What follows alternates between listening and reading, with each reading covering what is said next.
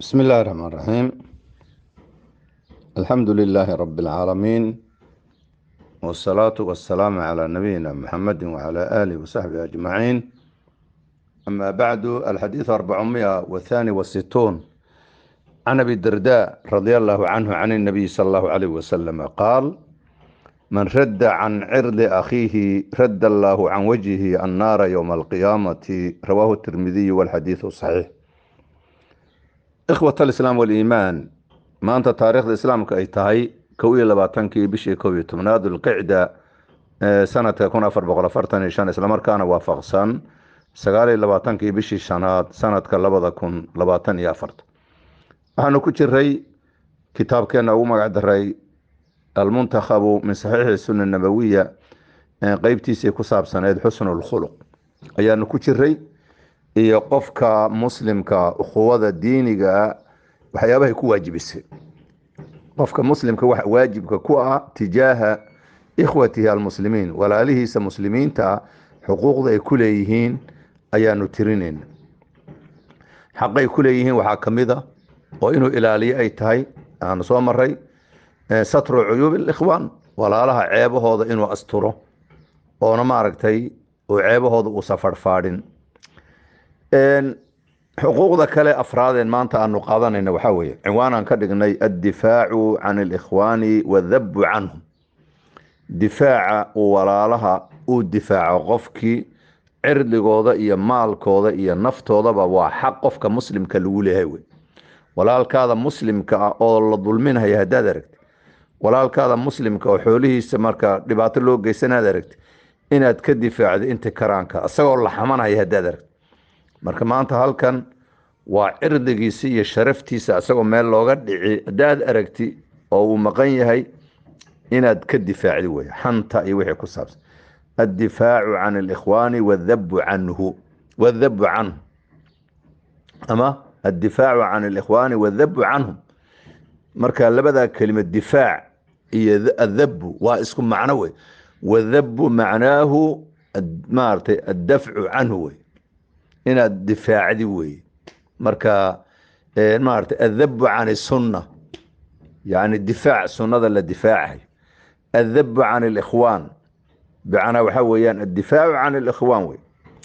ciwaanku marka waa sidaas weeyaan, difaaca walaalaha muslimiinta uu qofka muslimka difaaco cirdigooda iyo sharaftooda iyo maalkooda iyo dhiigooda waa xaq lagu leeyahay qofka muslimka. xadiidkan waxaa soo saara alimaamu tirmidi raximah llahu tacaala kitaabkiisa sunanka, waana xadiid saxiix. xadiidku xadiid kooban wey, laakiin macno culus oo weyn buu wataa. abu darda baa wuxuu yihi radi allahu canhu can nabiy sal allahu alayh wasalam qaala, nabigu wuxuu yihi man radda ninkii radiya oo ka difaaca can cirdi akhiihi walaalkii cirdigiisa iyo sharaftiisa oo dhaawac loo geysanaya qofka ka dhiidhiya oo difaaca oo qofkii ka radiya, radd allaahu ilaahay baa asna ka radinhaya can wejhi wejigiisa annaara naar yowma alqiyaama. ilaahay baa asna wejigiisa naarta qiyaamada ka ilaalinhaya wey. ikhwati fillaahi, bal xadiidkan waa yar yahay laakiin macno culus buu wataa. wuxuu nabigu yihi man radda can cirdi akhii. ma macna alcirdi? cirdi waxaa la yihahdaa laba kelimo had iyo jeer mutalaazimaan isla socda, macaanidoodu isku dhegan yihiin. alcirdu washarafu wey. alcirdu washarafu. sharaf waxaa la yihahdaa waa qofka abtirkiisa, aabbayowgii iyo awowyaalkii, kuwaas baa la yihahdaa sharaf. haddii ayagaa wax laga sheego qofka sharaftiisi baa la dhaawacay, ayagaa haddii la aflagaadeeyo ama la caayo qofkii sharaftiisi baa meel looga dhacay.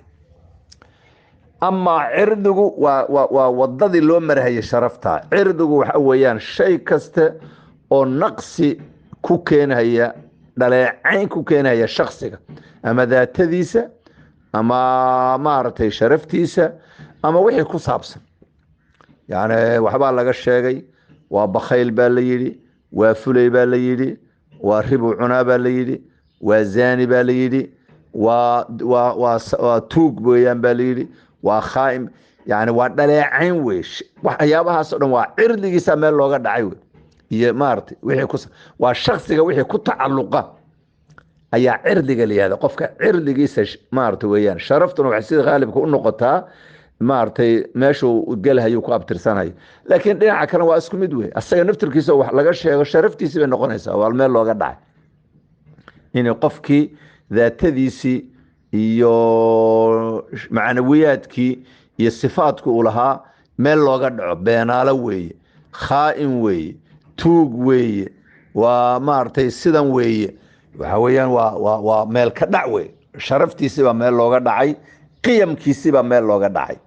marka sharafta iyo cirdigu waa waxyaabo u noqonaya macnawiyaad wey macnawiyaad walidaalika shareecadeenu cirdiga xuduud bay ka waajibisay had baa laga waajibay laakiin qofka dad lafta jabisi diya lagu leeyahay bixi xoolahaas bixinaysa khalad waa dhamaatay laakiin adiga ma artay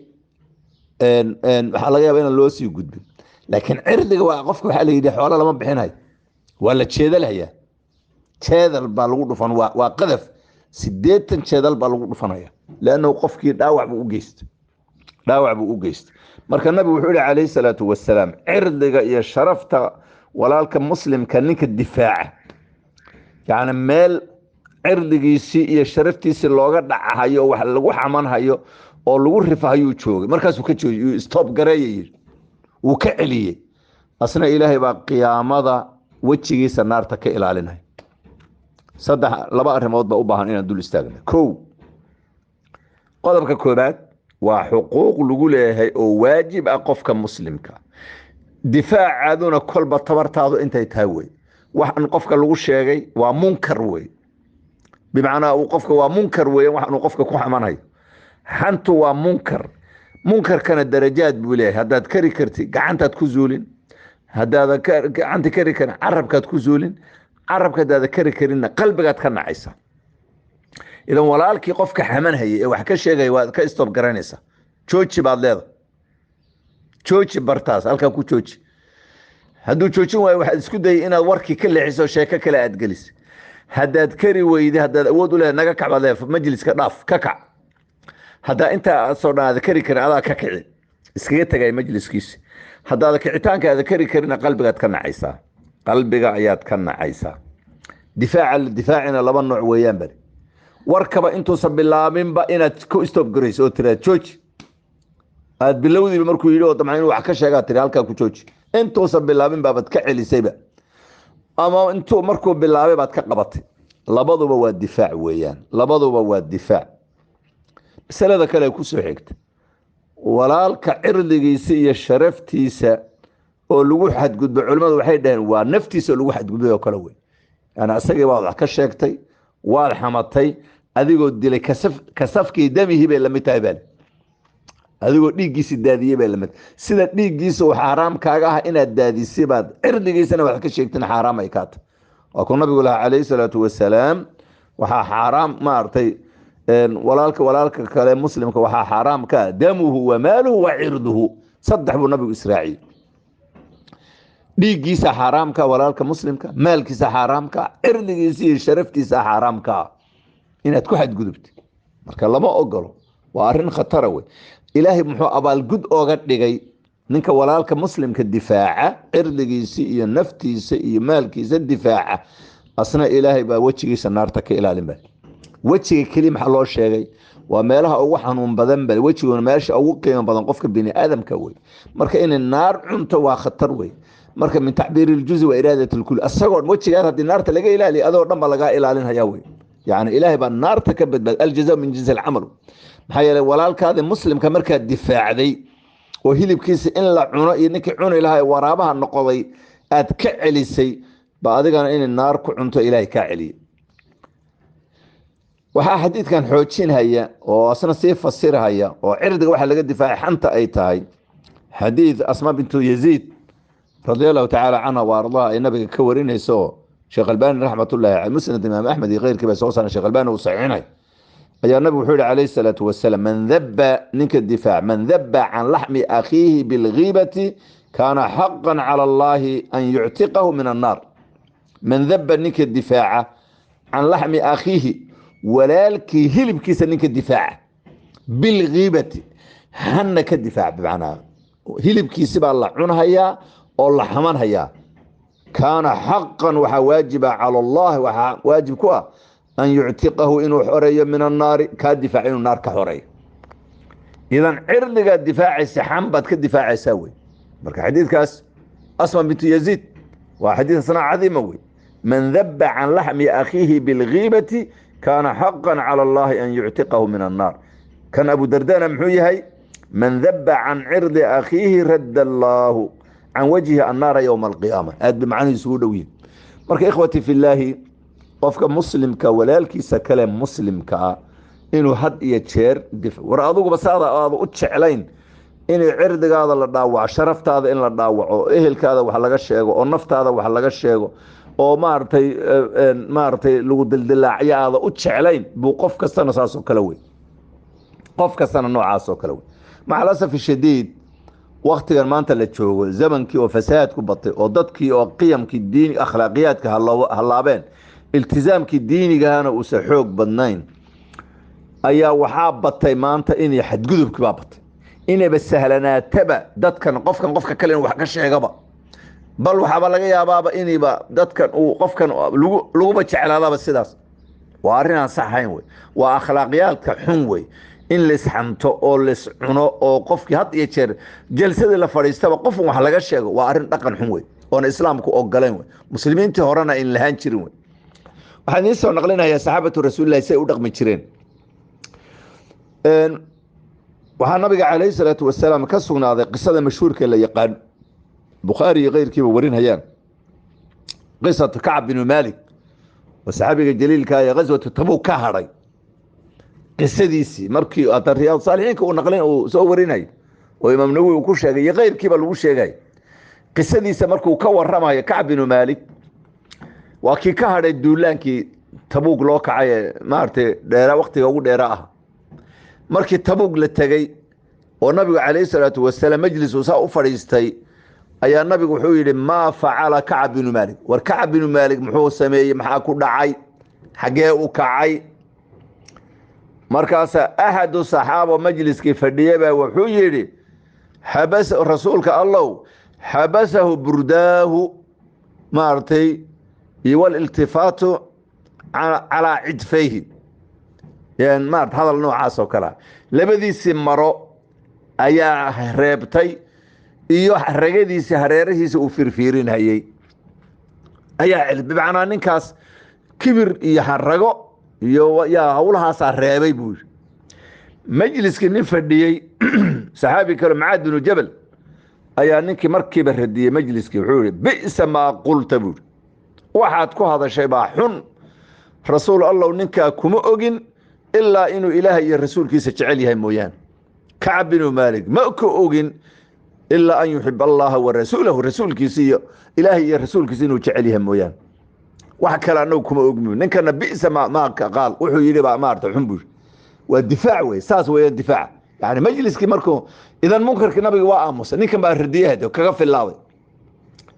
oo fiirso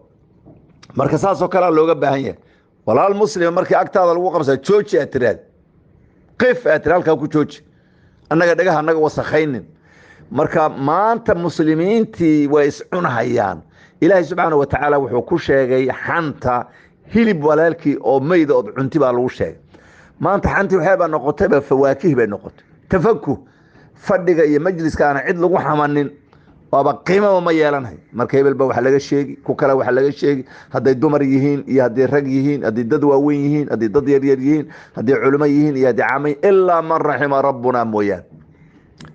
illa qilla yar mooyaan majaalistu xanta iyo in la srifo oo qofka cirdigiisa lagu xadgudbo aad bay ugu badan tahay illa man rahima rabbuna mooyaan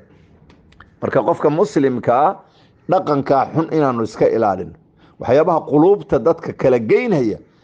waxa kamid ah xantaas kamid marka maanta dhan walaalka hilibkiisa aad shaqdi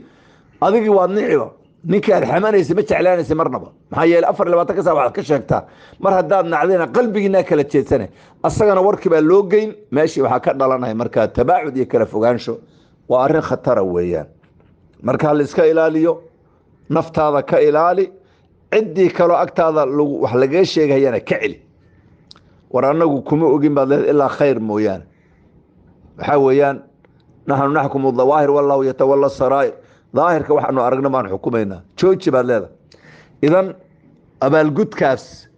iyo jaa'izada weyn baa loo sheegay man radda can cirdi akhiihi walaalkiisa muslimka sharaftiisa iyo cirdigiisa oo la dhaawacayo qofka difaaca radda allaahu can wajhi annaara yowma alqiyaama ilaahay baa wejigiisa naarta qiyaamada ka celinaya ka radinaya waa camalkii u sameeyey abaalgudkiisa wey ama man dabba can laxmi akhiihi walaalkii hilibkiisa ninka difaaca bilghiibati xan lagu samaynaya ka difaaca kaana xaqan cala allaahi an yuctiqahu min annaar inuu naarta ka xoreeyo naartoo lagaa xoreeyo ama naartoo lagaa ilaaliyo waxaa weeyaan macnaheeda janno ayaad gelaysaa wey ikhwatii filaahi dhaqanka xun aan iska dayno ilaa man raxima rabbunaa mooyaan dumarkii baa tif ka tahay arrintaas raggii baa sidaasoo kale yani leeballada bini aadamku uu leeyahay kala duwan oo dhan meel aan laga helin ma jirto ilaa man raxima rabbunaa mooyaan waayeeladii baa laga heli dhalinyaradii baa laga heli dumarkii baa laga heli raggii baa laga heli culimadii baa laga heli caamadii baa laga heli xanta iyo iscunitaanka iyo cirdiga wax laga sheego qabaaisha wax laga sheego afraadda wax laga sheego maaragtay bulshadii waxaasoo dhan waa waxaan saxayn war aakhari waa iyo adduun xumo ayaa iskugu kaa darsamay ilaahay subxaanahu watacaala waxaan weydiisanaynaa biasmaa alxusna wasifaat alculaa inuu xaqa naqso nuuna irsaaqa xaqa raacitaankiisa هل مربع حديث كعلن هي الحديث 462 عن أبي الدرداء رضي الله عنه عن النبي صلى الله عليه وسلم قال من رد عن عرض أخيه رد الله عن وجهه النار يوم القيامة رواه الترمذي والحديث صحيح هذا وصلى الله على نبينا محمد وعلى آله وصحبه أجمعين والسلام عليكم ورحمة الله وبركاته.